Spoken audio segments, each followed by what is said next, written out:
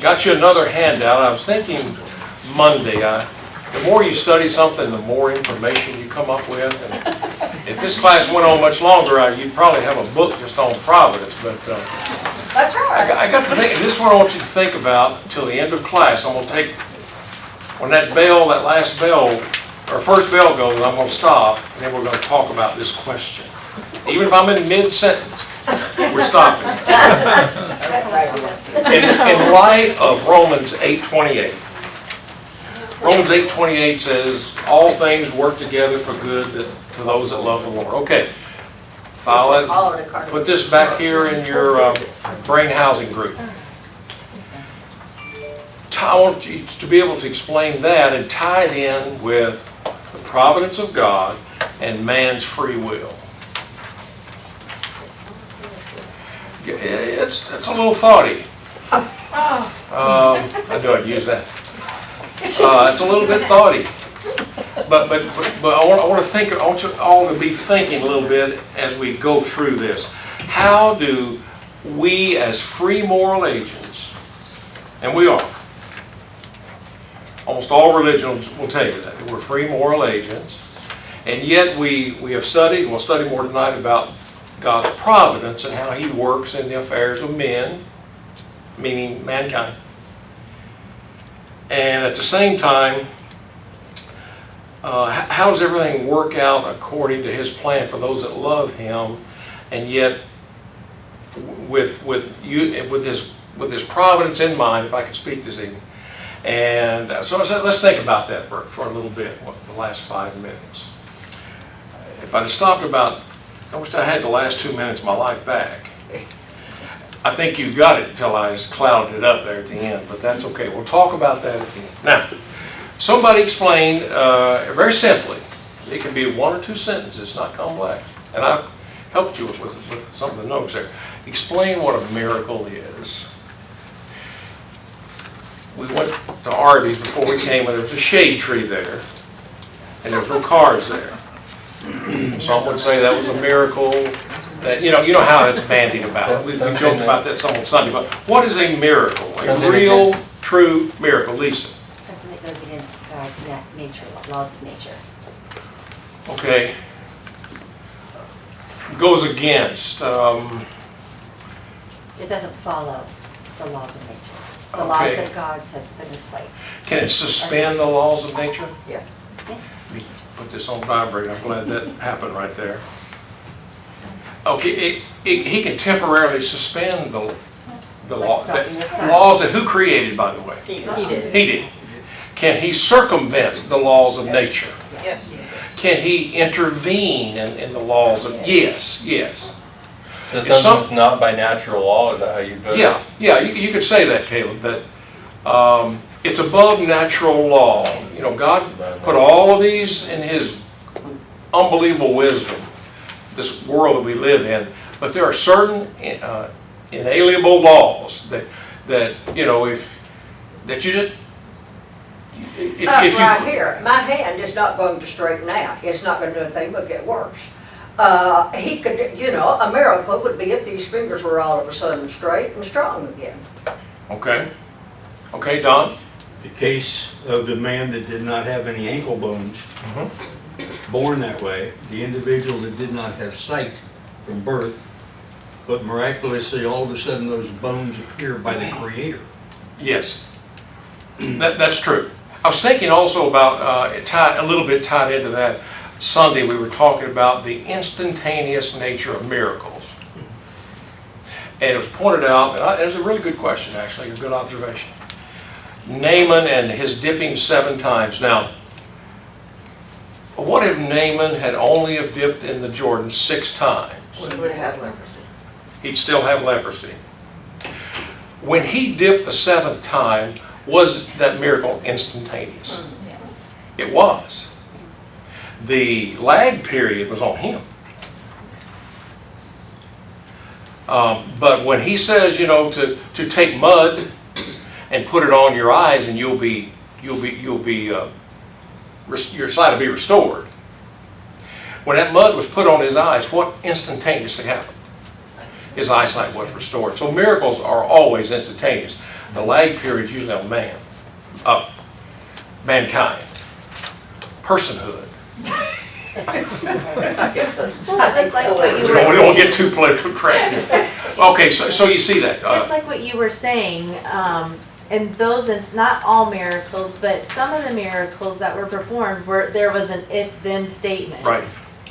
If you go do this, then this will happen. The then was the instantaneous. The if was put on man. That's right. That's a good point. And at least I'm not aware of any exceptions. Maybe there are. The guy that- When miracles were performed, what was the reaction of the people who observed those miracles? Did it increase their belief? Absolutely. Did it confirm what the prophet or the apostle or Jesus himself was saying? It confirmed what he was saying. Because that would get your attention, would it not? In fact, when Jesus raised Lazarus, remember he'd been dead 4 days. He was already stinking. And what did and said many believed because of that. But there were some who were going to not only kill Jesus, they wanted to kill Lazarus too. Because of that powerful miracle. Remember that, Caleb? Were there ever, and you might have been meaning this when you, because I was going to ask the question right before you said that. You might have been meaning this when you said you didn't know of any circumstances, but are there any places in the Bible where it talks about somebody being healed and it doesn't mention that other people saw that and knew that that had been a miracle? It's always that. I mean, we get it spoken of in the Bible, Right. and that allows us to believe. But I think I always use that as an example when people talk about thinking Well- something's a miracle or thinking somebody was healed on TV. I'm like, well, where's all the people around Right. them that knew that they had that problem ahead of time, and saw that that was a Right, miracle? and no, it's a valid point. You know, these charlatans on TV, they usually cure what? Something you can't see. I've had a bad back for 10 years. You can't see that. And all of a sudden, my back's feeling better. You start raising the dead, healing people that are totally blind, people that are totally deaf, and people that are dead. When you can do that, you got my attention. I'm all in. Of course, it's not going to happen. Okay, now that's a miracle. It's above the laws of nature, if you will, or the laws of nature were temporarily suspended or intervened with. You know, we talked about the moving the sundial back 10 degrees when it was about dark. That's not natural. It's natural that the sun goes down in the west. And if you can make that sun come back up another hour or two, you've really done something. And that's a miracle. Now, having said that, who makes the sun come up and set every evening? It's the laws of God. So God intervened in his natural laws and did it. What's providence now? Providence, root word provide. Providence, in your own words, if you like. God answering a prayer. Certainly answering prayer is, that God provides an answer. Yeah, Even if it's no, it's an answer. yeah, it could be no sometimes. What else? It's within the natural laws. It's like It's within the natural laws. We talked about last month that tornado and all of that. We'll have to draw our own deductions there, but it sure looks like God answered her prayer. And we've seen that with, like we talked about with John and some of the others. God answers prayers, but he does it through his providential care by working with and through the natural laws, right? Now, can God take these natural laws, earthquakes, volcanoes, all of those kinds of things that are natural? The tectonic plates, all of that, and then you get all of this. Can he take that and help the process along if he chooses to? Can he bring up, can he cause floods? Can he cause droughts to get people's attention? He always has. And he can still, but he's using, not a miracle, he's using his providential right to do that. With natural things, but Yes. his right to do it Yes. when and where he wants And, to. and if he doesn't do that, then like we talked about on Sunday, prayer means nothing. If he does not work through natural means, why do we bother? And it's a joke. And if he says in Romans 8 that all things work together for good to those that love the Lord, now, is that all things, something? All things. Now, how does that work? I don't know. Joseph, his brothers, sold him in. They hated him. They were going to kill him, remember that? And they said, well, let's don't kill him. He said, he is our brother after all. Let's sell him into to Egypt as a slave. And he did that. It looked bleak, didn't it? For Joseph? But Joseph never lost his faith. He didn't. Joseph works in Potiphar's wife. She brings false charges against him. He's thrown into prison for maybe 3 years or so. Looking pretty bleak for Joseph. Did it work out for not only Joseph, but for his people? He's got 11 brothers that are in a famine back northeast of them, several miles, hundreds of miles, and they were out of food. Because God used instruments, in this case, people in authority and all that, it finally worked out just the way God wanted it, because he can see into the future and see all that things. So it looked bleak for Joseph, but eventually it worked out for Joseph, his 11 brothers. Now we got the 12 tribes of Israel, and they go into the promise, they've all been saved because of God's providence. Tom? Isaiah chapters 40 through 45, there's several lessons to be drawn. One of them is God knows what's going to happen before it does. And he'd also said that Israel was going to be released, Judah was going to be released from captivity at no cost. Right. It would happen.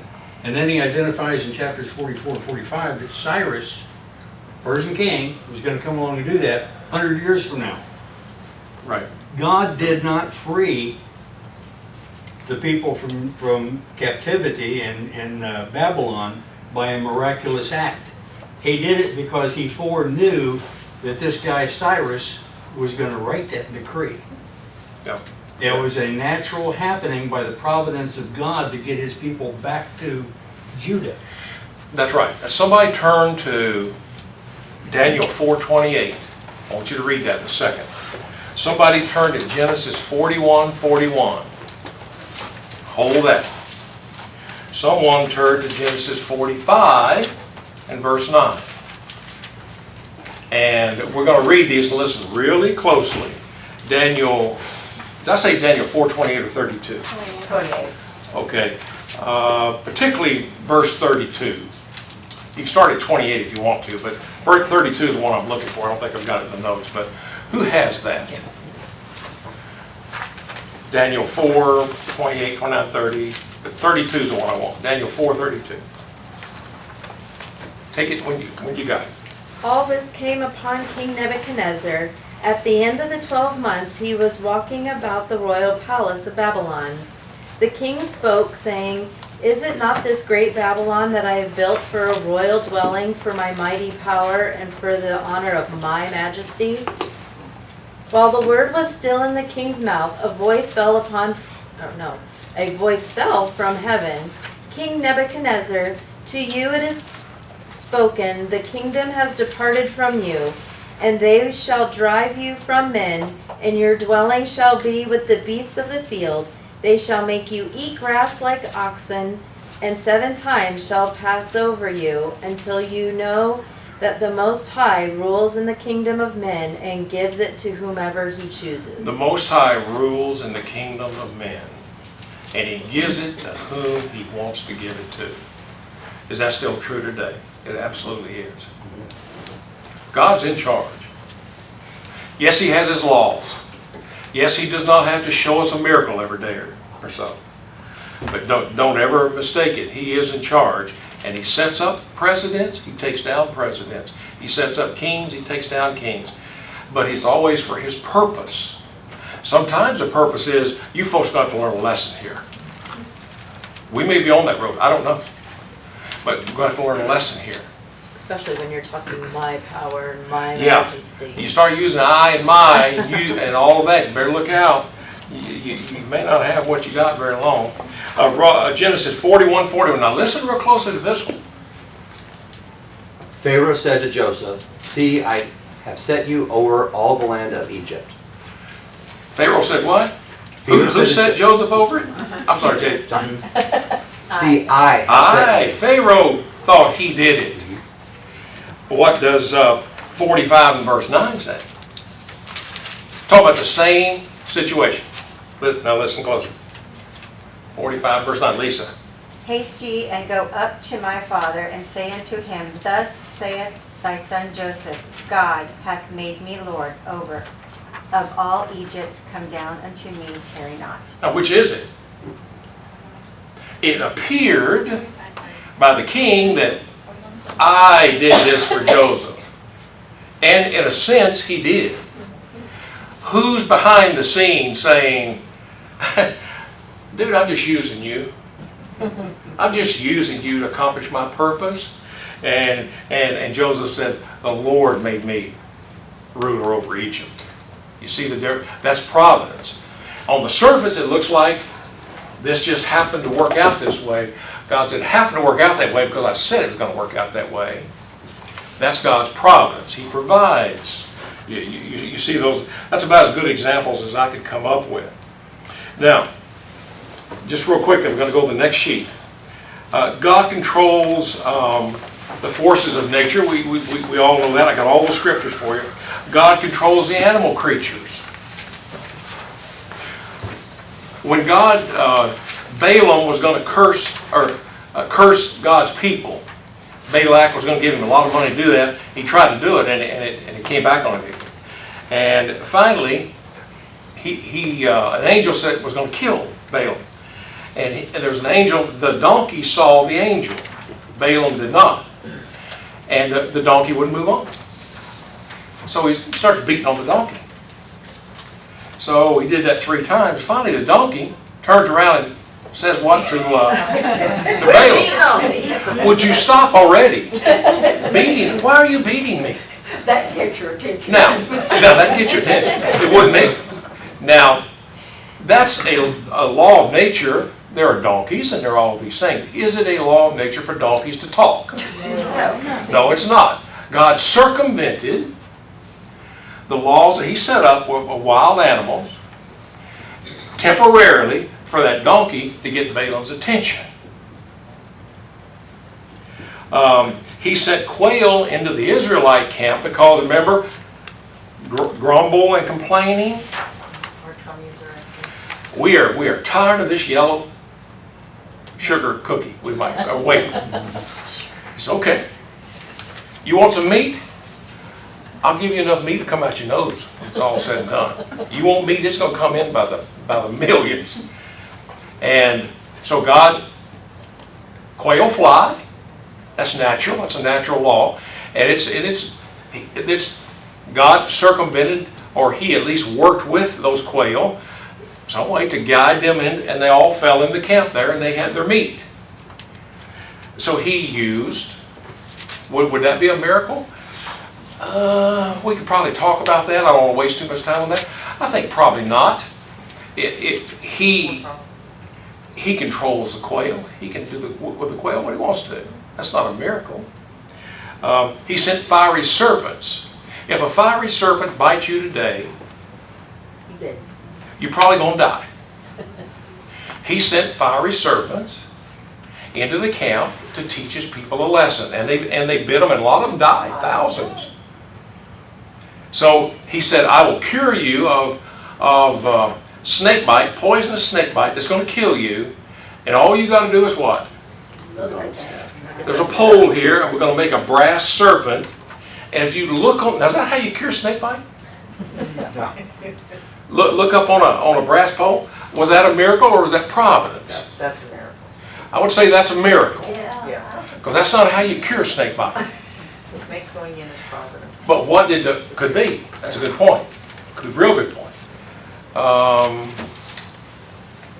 got my point, but your point was better than mine. We'll go with that one. What did you say, Captain? I missed it. The snake's going in is the providence, because God made Okay, that yeah. happen. The miracle is, Looking on The cure. look, is the cure. But even in that case, what if you said, I'm not looking on no brass Well, serpent, then it's not a miracle and you died. and you're gonna die? Lay down and get comfortable. If then, if then. So, once they looked on the brass serpent, had faith in God to do that, that He would cure you of that, then you were cured. If you got hard-headed and said, I'm not looking on a brass snake, that's stupid. Well, It still applies bye-bye. to people today. If we don't look up to God, we're gonna die. Spiritually. Spiritually, yeah. I've got the more thoughts on God's providence there. I just want to real quickly, and I've got the scriptures there with them. Psalm 103, the Lord has established His throne forever, and His kingdom rules over all. And I've got in parentheses universal. That's the universe. He created it, and He's over the universe. Matthew 5:45, He makes His sun rise on the evil and on the good, and He sends rain on the just and the unjust. He providentially cares for people, not only His people, But everybody. but everybody.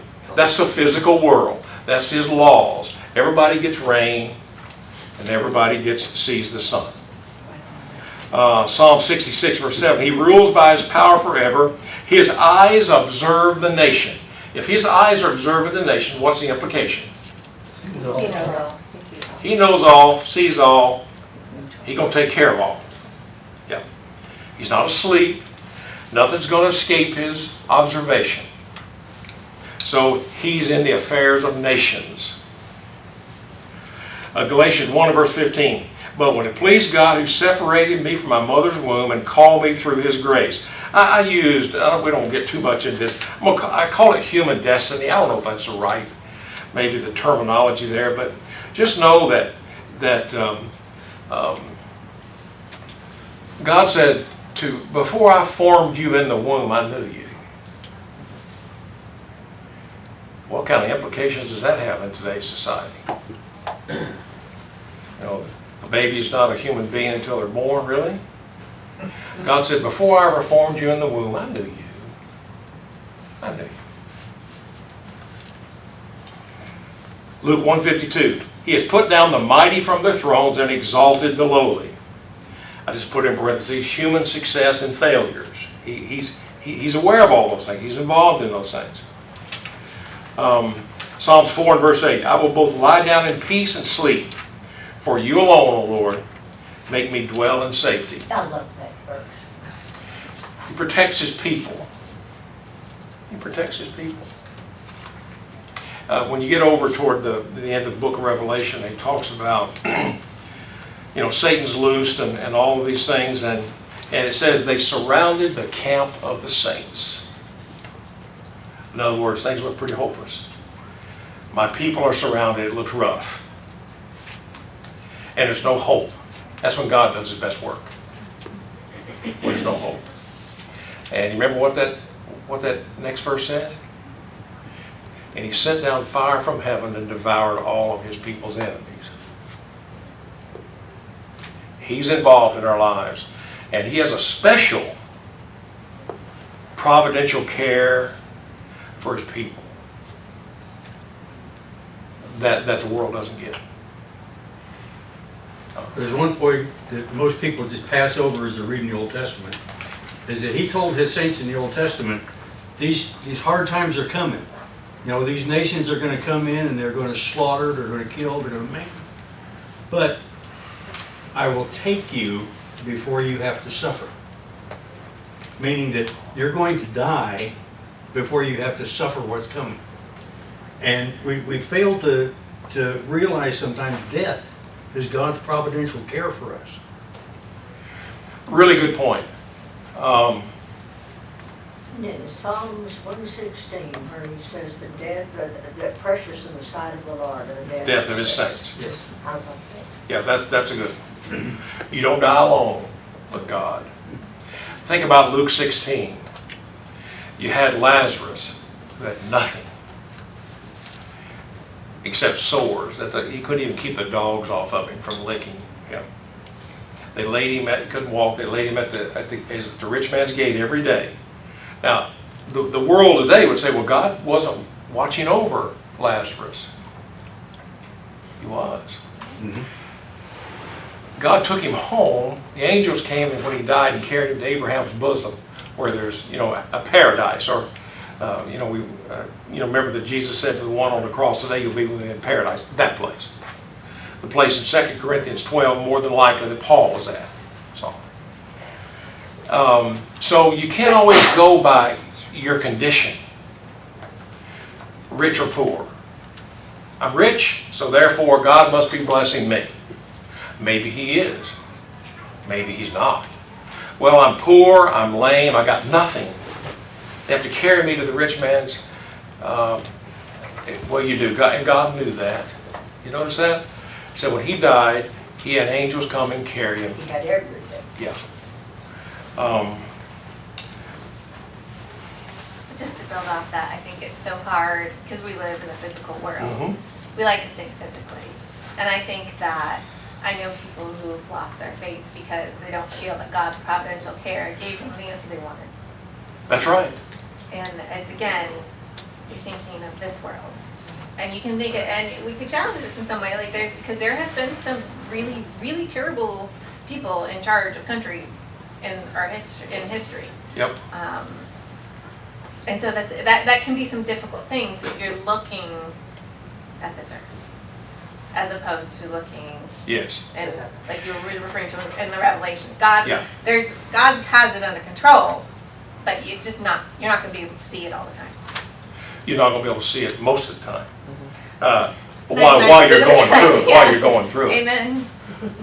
Unless you're that lady like we were talking about in last month, and that tornado. But no, that's absolutely true. And as Don said, sometimes the best answer God's got for you, I'm getting ready to take you home, so you don't have to put up with this anymore. That's a blessing. It is. He's watching. He knows. He said when a sparrow falls to the ground, I know. And he said, you're worth more than many sparrows or birds, right? Questions, comments on that? It's going to be about right time-wise. How can we reconcile God's providence and being a free moral agent, being a person who thinks on their own? We're not puppets on a string where He says, jump, jump, jump. He doesn't do that. You make your own choices. Just know there are consequences for those choices. And He's long-suffering, not willing that any should perish. But eventually, we're going to be on one side or the other. Can somebody reconcile God's providence, Him knowing all? Also, Romans 8:28, everything's going to work out good for His people, no matter what the situation. We saw Joseph, we saw all these people where it looked hopeless. Also, remember when Isaiah, they were surrounded by the Moabites, I think, and the king was Shadrach, Ebenezer, some crazy sounding name. That's not right. Don't quote me on that. Don't record that. And God sent an angel that night and killed 185,000. Now that's a miracle.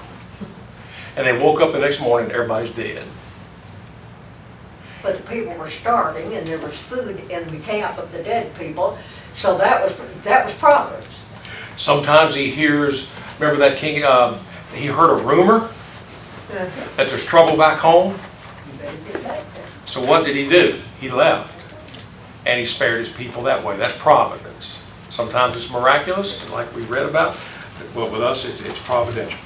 Okay, Romans 8:28, God's providence and people's free will. Talk to me. How can we make that coincide? Anybody want to take a stab at it? Well, it's choice. And it's like giving your child a choice. You have a choice. you can do A or you can do B. If you do A, this is gonna, this is where it's gonna go. If you do B, this is where it's gonna go. It's all a matter of putting the A's and B's together and you're not looking to, you're looking past yourself. But it's still your choice. Still your choice. And you have to be willing to take, which is what people outside the church don't always understand. There will be a consequence that you're going to have to get, maybe way, way down the line. It's your choice, but it's a choice that God's still giving. He's still there. He's always there. Are you saying he can work with our choices? No. Yes. He can. That's exactly what Yeah. I'm saying. Because he does give you the yes and no, or he gives you the this or that. God And he works. tells you where each side will take you. He shows you. God works with our choices. Now, I'll bet you can look back in your life. I can. Major fork in the road. Major fork in the road. Right. I was a free will agent. And my free will was taking me toward the road to alcoholism and a lot of other isms as a young man. In the military, the first 2 years of college. I was on that road. I was raised better. I knew better. But, okay, I'm on this road. And that's where it was headed. And I had free will to do that. But then I come to this stop sign. And have you ever been at a turning point in your life where you can go one or two ways and it's major? It's a major way. Now, God says, you choose, big boy, which way you're going to go. I can work with either way. I can work with either way. I hope you'll choose this way. You'll meet this girl instead of these others. And she's gonna slap you around till you stop doing all these things. Good girl. And she did. This other way, I don't know if I'd even be alive today. It leads But in that God said, direction. I can work with you. Well, yeah, because further down that line, if you don't take this line, you take that line, he's gonna. Eventually, There'll be another fork in your road. well, there it could be. And his natural laws are eventually going to come into play. Hope you have the time. You hope you have the time. Yes. But you don't. But I'll tell you this too. Don, go ahead, I'm sorry. God told us who's he's going to have mercy on. He told Moses, I will have mercy upon On who I will have mercy. Yep. And that is iterated again over in Romans by Paul. And he says, so then it depends not on human will or exertion, but on God who has mercy. And then Luke 1 verse 50 says, and his mercy is on those who fear him from generation to generation. Same was true back in Genesis chapter 20. When the one that I will have mercy on is the one who loves me and keeps my commandments. No, that's exactly right. So grace shines upon everybody. Well, it does. And how you use it, and do you respect God for that grace? If you use grace in the right direction and don't respect God and love him for that grace, it doesn't do you any good. It's that love and compassion for God that he has for us to love him, respect him, and do what he tells us. Will he let you believe a lie concerning his? He says, if you don't want to believe me, I'll let you do that. Your free will. But I'm going to tell you this, I'm going to send you a strong delusion that you'll believe a lie and you'll be lost. God said that. You got a free will. And you either love the truth or you don't. There's a fork in the road. What were those charts we used to do in business a long time coming, Mike? A long time ago, where was it a fishbone chart or something? I don't know. A long time ago. This goes, that goes. If you go down this one, then this could happen or will happen. Causality charts. And you go all of these. Well, God has those. And he said, now I can work with any of these, but I hope you choose this one. I'm sending providential people in your life to try to get your attention. I'm still using the natural laws. Yeah. But I'm helping along a little bit. I think he does send. You got a nosy mother? What's that? My mother? I'm gonna work with her. I'm gonna work with her. And she just happens to know this girl at church who's going to college. And then, you know, there you go. But that could be in everybody's life. You're raised by your mother, and your dad's not a Christian. There's several of us in this room where that's true. God said, I can work with that through His providential care. He can work with it. I didn't hear the thing yet. But You wouldn't want to expound on how. oh, I'm sorry, it's Mike. I'm sorry, Mike. I've overlooked you twice. I'm not going to do that again. Go, Mikey. Well, I was just gonna say, the way the verse is written, everybody wants to look at physically. God didn't say He's not gonna put things in your way. That's right. What God said is you gotta pay attention to me. You gotta keep your eye on me. James said you gotta be doers of the word. You gotta walk in the word, you gotta be faithful. If you don't do that, you're gonna get lost. So, That's a good point. our problem is, we're back to that time thing again. This time on earth, we think all this thing is good to us. Right. Do Christians get cancer? You brought that up, son? Yes. We do. But what is our goal? Our goal is the good is the end. And almost That's right. That's exactly right. Are we tested in this life? Yeah. Constantly. We are. Why? What does it do for us? It increases our faith. It can refine us like gold. It purifies us. It gets off the dross, the impurities, and makes us pure. The dross. I've been waiting to use that one for a while. Lisa? Well, you know, let's look at Paul. Look at God's providential care for Paul. Absolutely. He was shipwrecked. He was in prison. Yeah. I'd have to say, looking at how many times is he beaten to almost the point of death. I mean, and yet, that was God's providential care. And from the world's perspective, that doesn't look like care. No, that's right. What was Paul's name before? Saul. What was Saul doing before? Persecuting and killing Christians. He came to a fork in the road. Jesus said, why are you doing this to me? Acts 26 and 9 and 22. He said, why are you doing this to me? He said, Lord, I don't know who you are. So he said, I'm Jesus whom you're persecuting. Why are you kicking against the goads? Isn't that painful yet? It's going to be. So he had everything going. He was on the road to wealth if he wasn't. He was a very influential, powerful person in the Jewish religion. He gave all that up to become a Christian in this fork in the road. And what kind of life did he have after that? Terrible. Physically rough. Very spiritually. Spiritually rewarded. Yeah. But it gave him more say because of all he suffered. Yes, And that crown was laid up for him. he did. He did. And we all, particularly those of us that are getting near the end, didn't think we'd ever get this far, you know, when you're 21 years old or 23 or something. But it becomes dear all the time as you get older. Isn't that right, Don? No, I wouldn't say it all. I didn't say that. First birthday. No, I was just saying, you know, I try to be serious actually, but as we get older, doesn't it become dear? Yes. It really does, Mike. It does. It does. Every morning when you wake up, you got a new pain.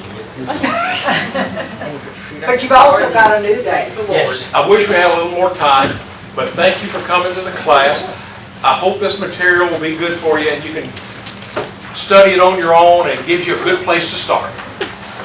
Now, we're going to have more classes. There'll be another, we got our third quarter, the fourth quarter will be another class in here, the fourth, so we're going to skip one. And then next year, we're working on our goals for next year. We're going to have more classes in here pertaining to our goals. So there are more coming, but not this quarter. Okay, awesome. Thank you.